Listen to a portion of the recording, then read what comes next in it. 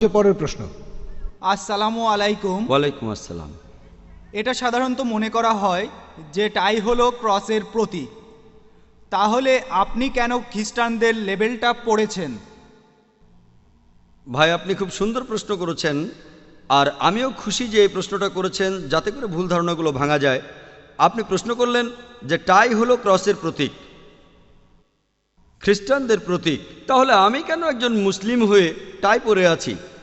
আর আমি জানি অনেক মুসলিম মনে করেন যে টাই এটা হলো ক্রসের প্রতীক।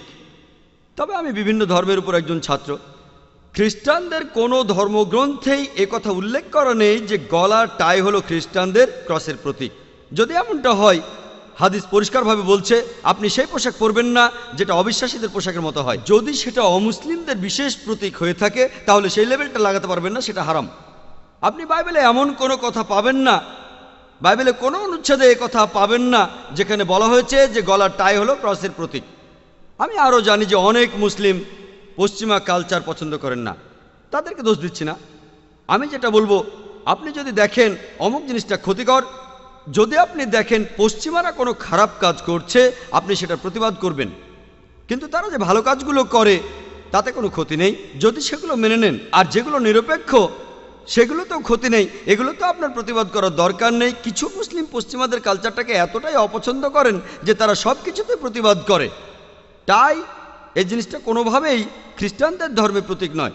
এই প্রশ্নটা আমাকে পৃথিবীর বিভিন্ন জায়গাতে করা হয়েছে, আমি তখনও সবার সামনেই বলেছি যদি কোনো মুসলিম এটা প্রমাণ করতে পারেন, যে কোনো সময় অকাট্য প্রমাণ করতে পারেন যে গলার টাই এটা ক্রস বা খ্রিস্টান ধর্মের প্রতীক, আমি সবার আগে টাই খুলে ফেলবো।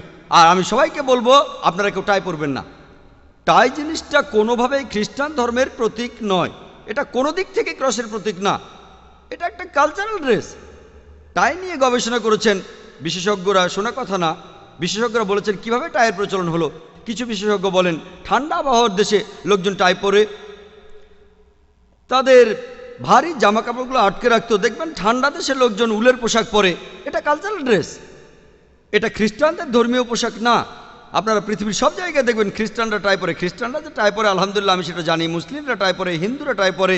গলার টাই আসলে খ্রিস্টান ধর্মের প্রতীক না, এটা একটা কালচারাল ড্রেস। আর মুসলিমদের অনুমতি দেওয়া আছে যে তারা সেগুলো করতে পারবে যে জিনিসগুলো ইসলামিক শরিয়ার বিরুদ্ধে যায় না।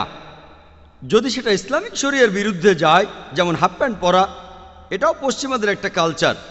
আমরা মুসলিমরা এটা পরবো না, কারণ পুরুষদের জন্য হিজাব বা আওরা হলো নাভি থেকে হাঁটু পর্যন্ত, মুসলিমরা শর্টস পরবে না, এটার অনুমতি নেই। আপনি গাড়িতে চড়ছেন, গাড়ি আবিষ্কার করেছিল খ্রিস্টানরা, পশ্চিমারা। আমি কি বলবো খ্রিস্টানরা গাড়ি আবিষ্কার করেছে তাই আমি এতে চড়বো না? প্লেনের ক্ষেত্রে একই কথা, সেখানেও কি এই কথা বলবো না? যে জিনিসগুলো শরিয়ার বিরুদ্ধে সেগুলো করব না। টাই জিনিসটা কোনোভাবেই খ্রিস্টান ধর্মের প্রতীক না। গলার টাই, লোকে বলে এটা নাকি ক্রসের মতো দেখতে। টাই খুলে উপরের অংশটা সোজা করে ধরেন, ক্রসের মতো দেখাবে।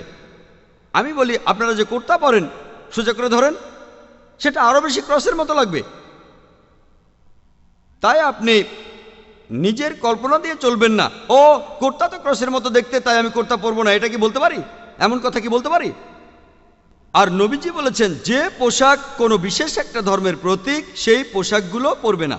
টাই জিনিসটা খ্রিস্টান ধর্মের প্রতীক না, এটা একটা কালচারাল ড্রেস। এটা ফরজ না যে অবশ্যই পড়তে হবে, আমি কথা বলছি না। যদি না পড়েন আলহামদুলিল্লাহ, কোনো সমস্যা নেই। তবে আমি মাঝে মধ্যে পশ্চিমা দেশে যাই, এটা পড়লে অনেক রকম সুবিধাও আছে। আর ইসলাম যদি নিষেধ না করে সেটা পড়তে আমার আপত্তি নেই, কিন্তু ইসলাম যদি নিষেধ করে আমি এমন কিছুই পরবো না যেটা ইসলাম নিষেধ করে, আমার লাভ হলেও না।